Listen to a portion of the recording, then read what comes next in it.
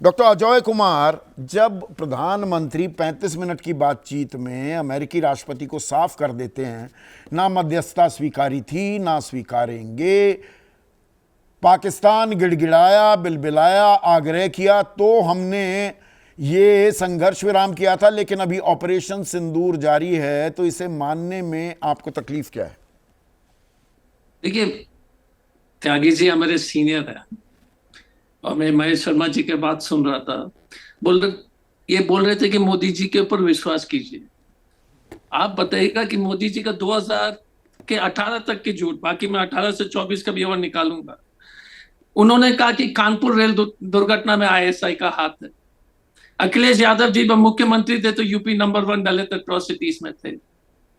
मणिशंकर जी के घर पर मनमोहन सिंह चले गए और विदेश मंत्री चले गए पाकिस्तान के हाई कमिश्नर से, सब झूठ साबित हुए। वाजपेयी जी मेट्रो पे चढ़े पहली बार, जो मैजेंटा लाइन पे, वो भी झूठ साबित हुए। तो पहले तो त्यागी जी बोलते हैं कि मोदी जी पर विश्वास कीजिए, डिग्री का छोड़ दीजिए, बहुत सारे बातें तो करना नहीं चाहिए प्रधानमंत्री। आप उनके झूठ का ये तथाकथित पर्दाफाश क्या इसलिए कर रहे हैं कि आज आपका हाल, डॉक्टर साहब, आप तो आईपीएस अधिकारी भी रहे हैं, कि सियानी बिल्ली खंबा नोचे।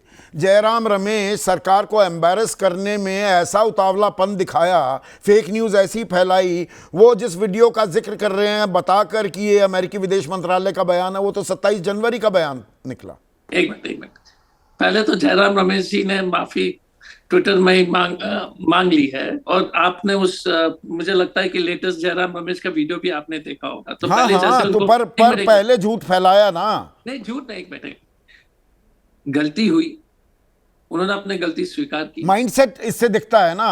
नहीं, बहुत से कुछ माइंडसेट ही, मैंने शुरू में भी शब्द इस्तेमाल किया कि आपकी फितरत है सरकार को एम्बैरस करना है किसी भी कीमत पर।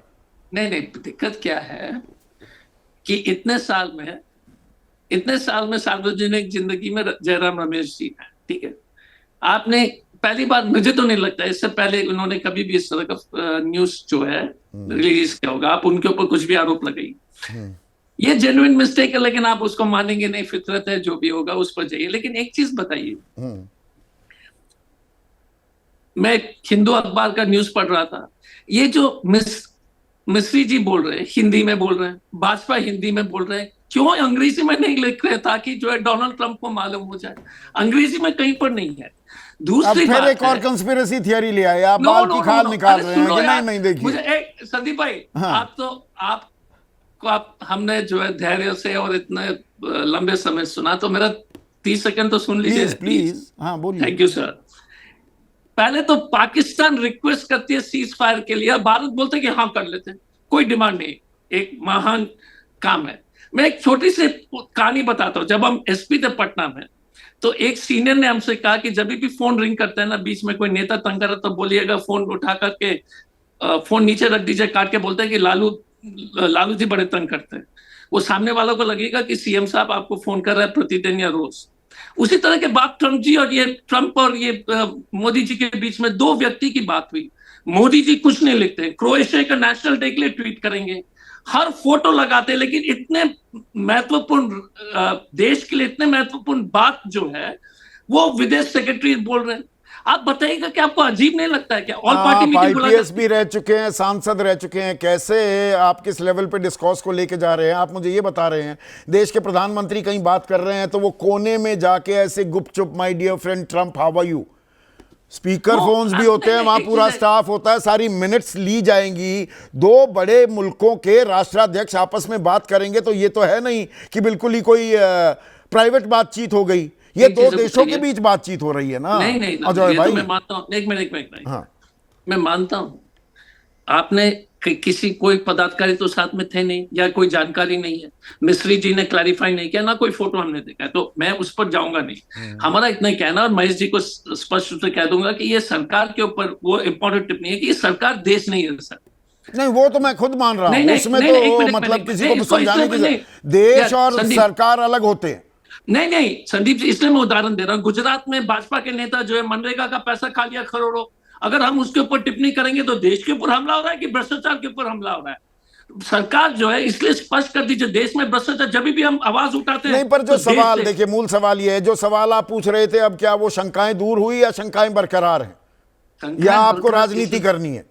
नहीं नहीं, राजनीति इसलिए नहीं करनी, राजनीति करना नहीं करने की बात नहीं है।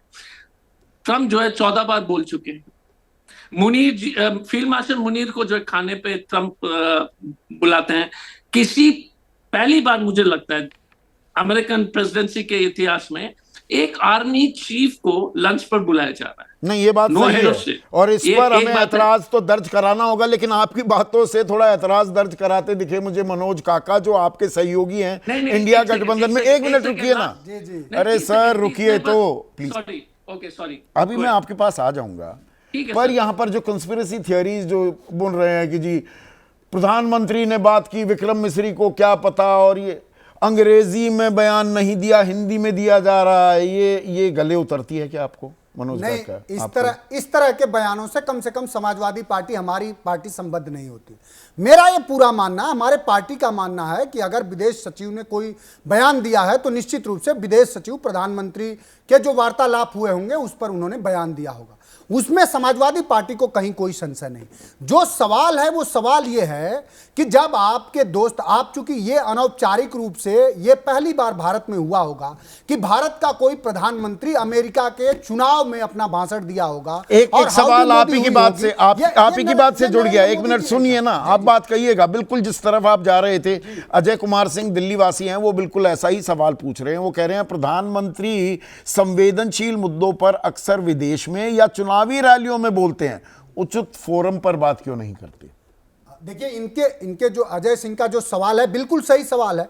हमारी पार्टी तो लगातार यही कहती रही है और हम आज भी ये कह रहे हैं कि जो बयान विक्रम मिश्री जी ने दिया है, और आपको प्रधानमंत्री ने ये कहा कि किसी ने मध्यस्थता नहीं करी, आप उसी व्यक्ति से कह रहे हैं जो व्यक्ति लगातार अमेरिका के राष्ट्राध्यक्ष ने जो 11 से लेकर 13 बार ये बयान दे चुके हैं कि हमने उनकी मध्यस्थता ये मतलब बात कुछ ऐसी हो गई कि मैंने आपको एक कमीज बेची जी, और फिर अब आप आकर मैं लगातार, मतलब मैं दावा कर रहा हूं बेची है या नहीं, मैं कह रहा हूं मैंने कमीज बेची, मैंने कमीज बेची, मैंने कमीज बेची, और आप आके कह रहे हैं नहीं आपने कमीज नहीं बेची जी।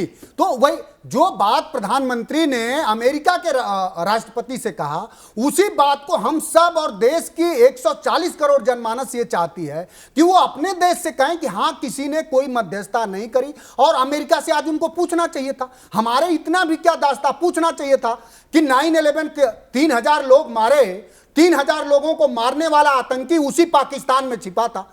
एबटाबाद में जाकर के बराक ओबामा ने उसका असैसिनेशन कराया।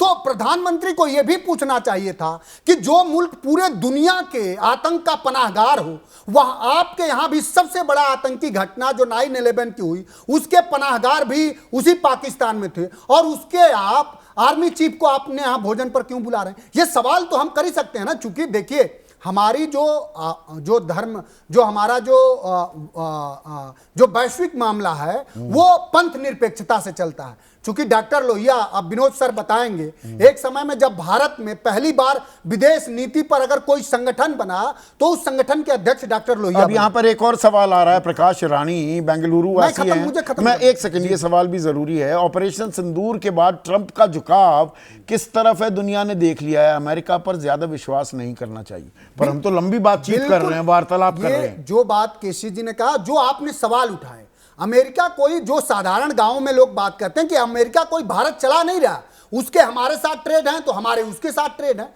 अमेरिका को यह समझना पड़ेगा कि पाकिस्तान और भारत दोनों साथ साथ नहीं चल सकते। दुनिया में सारे तरह के आतंकवादियों का पनाहगार है पाकिस्तान, और पाकिस्तान हमारे लिए कुछ नहीं है।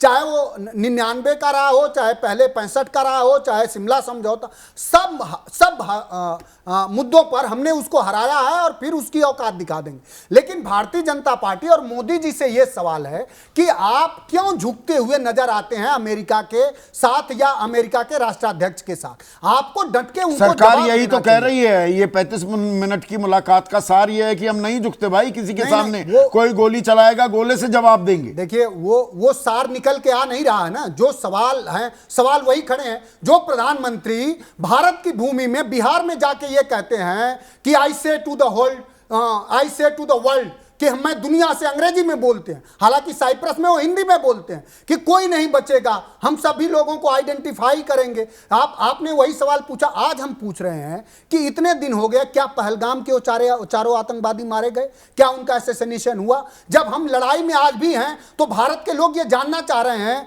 कि मसूद अजहर को, हाफिज सईद को आप कब भारत लाएंगे, उनकी हत्या कब होगी?